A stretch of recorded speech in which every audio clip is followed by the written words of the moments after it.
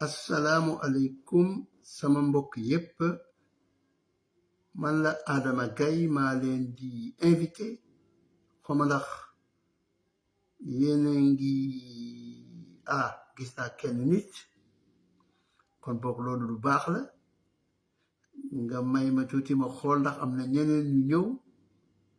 waaw am na ko ñu ma gis ñu ngi soog a ñëw gëj naa fi taxaw de di def ay live kon boog wax leen sama gars yi na ñëpp ñëw waay na ñëpp ñëw wax leen ko séddale leen information bi dama bëgg a waxtaan ak yéen sama mbokk waa Sénégal waxtaan bi sax du gudd ndax sama téléphone bi awma jotu chargé ko ba nga xam ne dana may lu yàgg pour mu mën a wax ak yéen dama ko bëgg a tënk waaw gis naa ñuy ñëw ndànk-ndànk man la seen mbokk seen xarit Adama Gaye maa ngi nuyu Cheikh Gawane Diop maa ngi gis Mamadou Aliou Sy waaw ñëpp laa bëgg ngeen ñëw parce que lii ma bëgg a wax ak yéen dama yaakaar ne am na maanaa si fi sunu dëkk toll waaw na gaa yi ñëw waay waaw ngeen baal ma de damay xaar tuuti ba nga xam ne moo am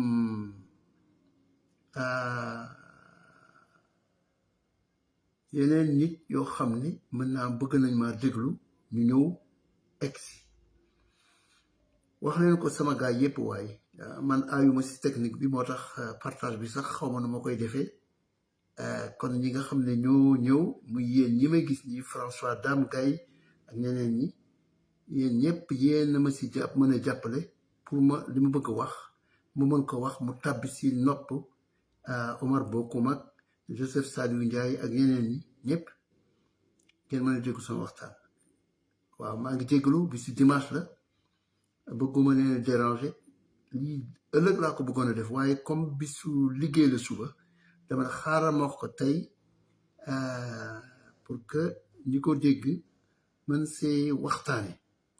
su ma sañoon tamit ñi nga xam ne ñooy liggéey si pàccu justice ak ñi nekk si nguur gi ala Seydou Nourou maa ngi nuyu Bay di Taal maa ngi nuyu que ñi nga xam ne ñoo yore lenge réew mi tamit muy Ousmane Sonko muy Diomaye Faye muy ñëpp ñi nga xam ne am nañu kaddu si réew mi muy procureur de la République muy citoyen sénégalais yi muy journaliste yi muy magistrat yi muy avocat yi muy waaw ma continuer sama waxtaan ak yéen gisaguma ñu bari de waaye il faut ngeen jéem a taxaw tuuti rek li ma bëgg a wax dana gàtt il faut mu gàtt ndax sama kii bi chargé bu ko taxawal bu baax fi condition yi ma nekk moo baaxul bi ma defee procès bi contre l'État du Sénégal nga xam ne dafa amoon procès bi à Dakar man maa ko gagné maa gagné contre l'État du Sénégal dañ ma bëggoon a accuser si li ma bindoon si la mort dans des conditions yu doy waar du ministre Moustapha Ba bi ma jàkkaarloog juge bi mu jox ma ndam après ñu woon ma si beneen affaire mu doon affaire u Azer bi nga xam ne Banque Santander ñi ngi laajte seen xaalis ba ma demee cybercriminalité tamit toog ak ñoom ñu déglu ma wax ak ñoom pendant lu ma 2 heures 3 heures sama wetu avocat ñaari avocat ñu classé sans suite dossier bi ba ma génnee ma ne nag attention dëkk bu mel nii mënu mu fi toog parce que l'état du droit nekkatu fa léegi maa ngi hors du Sénégal yónnee naa document yépp ma wax leen ko document yépp joxe naa ko magistrat yi procureur bi xam na ko Pierre Goudiaby moo jël xaalis Sénégal Pierre Atepa Goudiaby moo ko jël moom tamit am na ñaari ancien employé yu nekkaloon yu doon liggéey moom muy Moussa Balla Fofana ministre de l'urbanisme ak Ibrahima Diop directeur de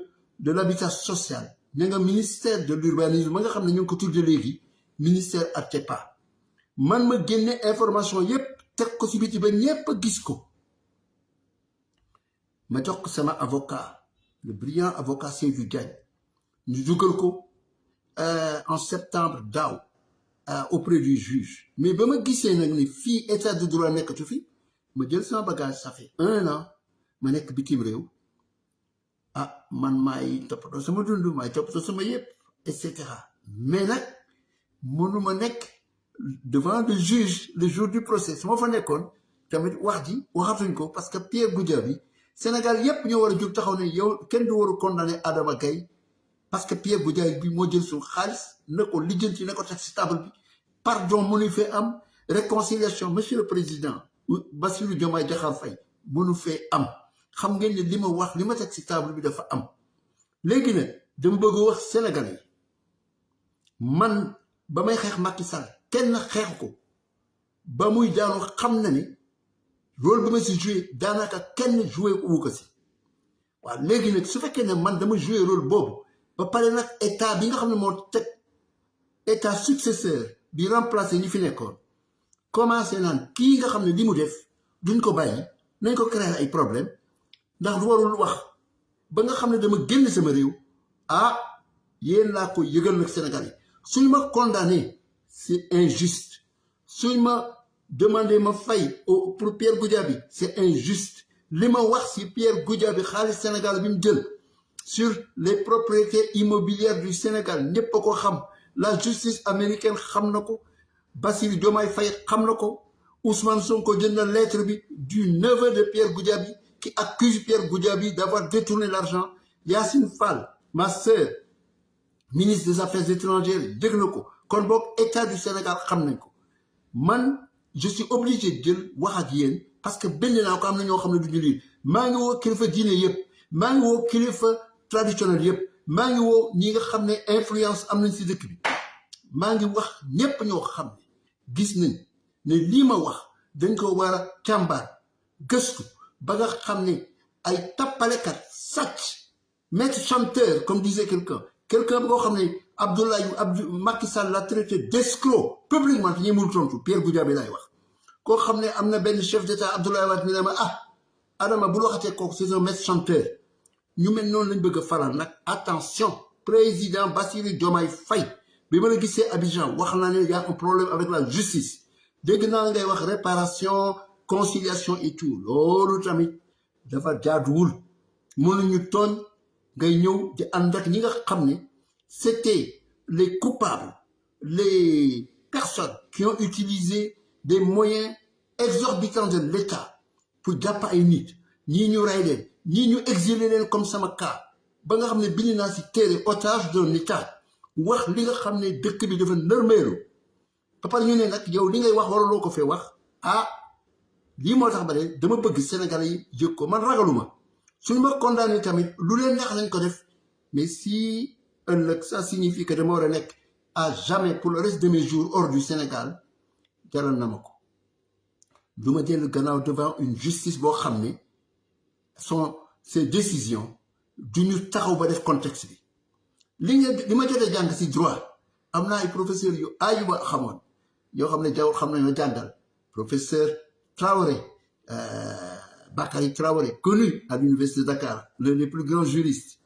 professeur Pacté à l'université Paris 2 mais surtout benn professeur bu ma amoon à l'université de Oxford la ma jàngal si droit boobu laa jàpp nee na le droit c'est de la politique gelée mooy politique bu ñu boo xam ne dañ ko c'est selon les circonstances rek fii ñu nekk nii rek circonstances yi ñu dund su fekkee nit ñi mënuñu see wax teg affaire bi si yoon justice bi dinañ ma condamné dama leen koy wax parce que ay procédure ay forme ay rythme yoo xam ne sur l'année dépassé lañ nar a jël pour ñëw ne kii wax na dëgg teg na loxoom si xaalis réew mi ñu tappale Pierre Goudiaby ak ña ko wër doomam bokk na si des ministres yu muy entré dans sa poche bokk nañ si waaw man nag sama leen rek laa am mooy ma wax leen bind naa xeex naa def naa li ma mën suñ ma condamné tooñ bu rëy lay doon justice bi nga xam ne nag ñoo ko bëgg a def xam nga ne man Pierre Goudiaby su ma jàkkaarloo moom les yeux dans les yeux devant n'importe quelle juridiction je l'étale dama koy duma ni Siteu daane Balla Gaye noonu laa koy duma ba mu mbëq suuf waaye nag su fekkee ne mënuma nekk sama dëkk parce que incertitude la nekk judiciaire tous les jours les gens ñi nga xam ne ñoo sàccoon xaalis bi sur le Covid sur les marchés surfacturés ñoo ñooy tudd di envoyé ay plainte ah loolu nag nekkatul droit moo tax ma génn Sénégal moo tax fi ñu toll nii rek laa mën a def wax ak yéen su ma sañoon ëllëg laa koy def muy altine mais li tax defuma ko da ngeen war a liggéey mais nag xaaral ma wax leen ko tey si guddi gi ba nga xam ne fa ngeen nekk ngeen mën see waxtaan j'espère que nag l'état du Sénégal que j'interpelle que je somme d'être juste na xool affaire bi ba nga xam ne si la grève des travailleurs de la justice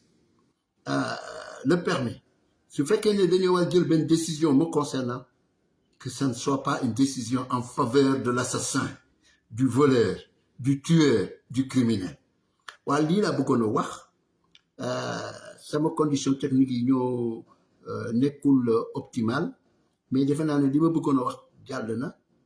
nekkuma woon nag ba ñuy def procès bi parce que mënu ma woon a ñëw soo fa ñëwee ña ngay def ay organisation il faut le capturer il faut l'empêcher mu génnaat dëkk bi ay wax yi dof yoo xam ne kenn mësul xalaat lii dana am Sénégal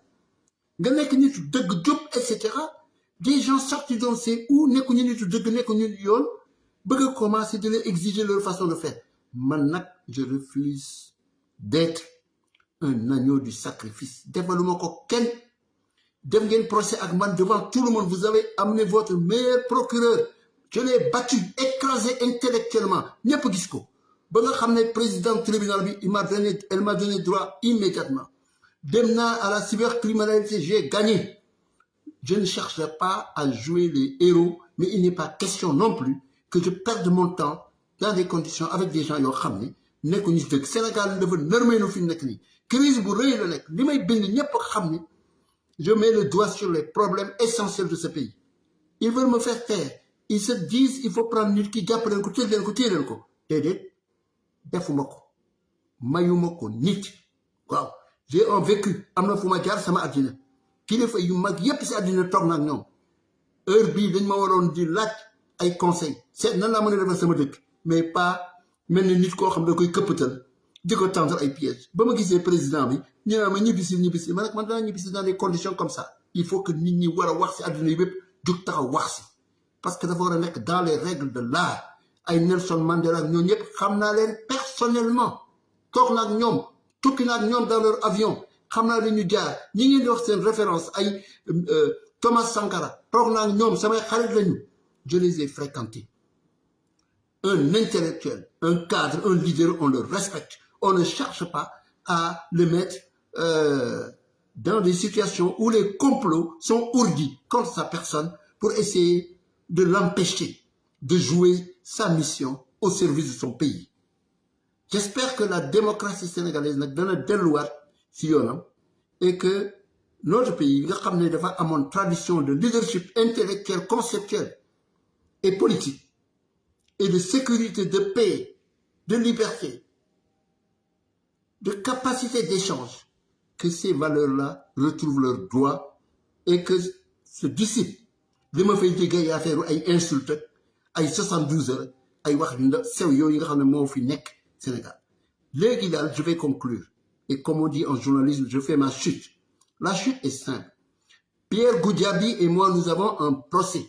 j'ai dénoncé et démontré par A jusqu'à Z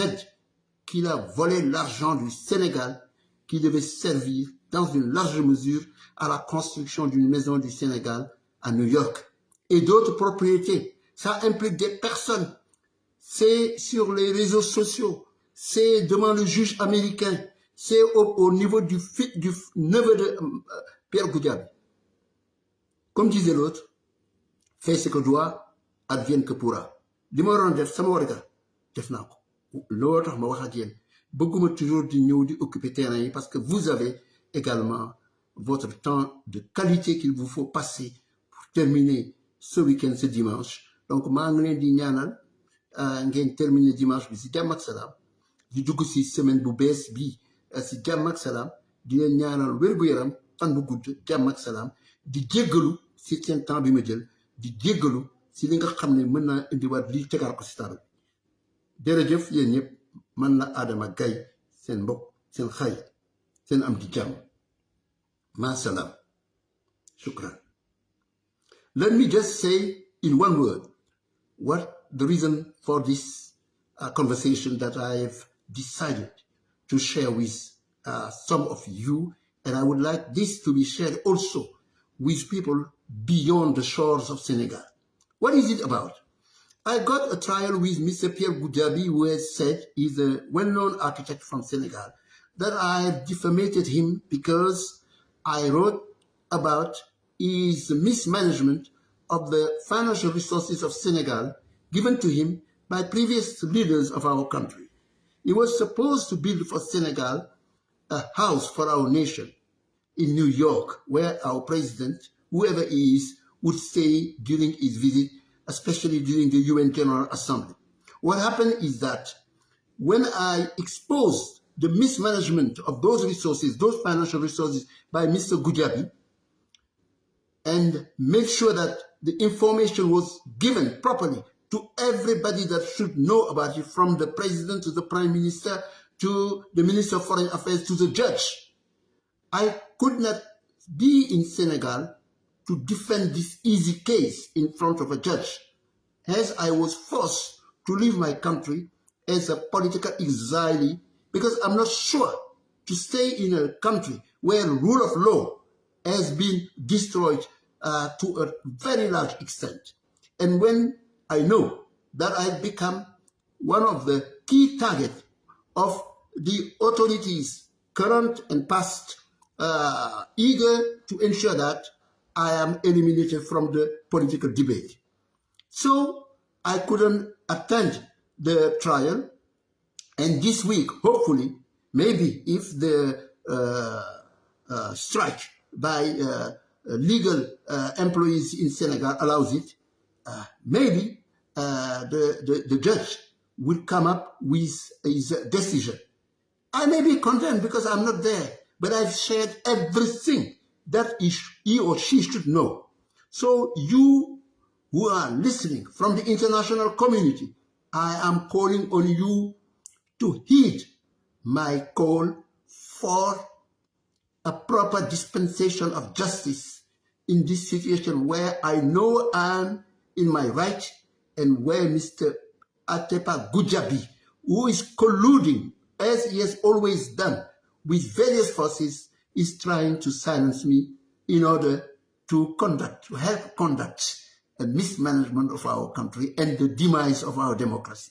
So you know what it is about. I'm a man of truth. I've been always a man of truth. I've always said it as it is. It should be. Now they want me to be quiet. I live in exile, but I'm an honest and decent person. Everybody knows that. So I thank you for your attention. I want the world to know that my country, Senegal, once a beacon of democracy and rule of law, is rapidly descending, unfortunately, towards the abyss of mismanagement, criminal rule, and disrespect of citizenry's right. Thank you so much. I salute you, and sorry to have infringed into your Sunday. I hope that we will celebrate when the judge decides. Thank you, Adama Gaye, for you.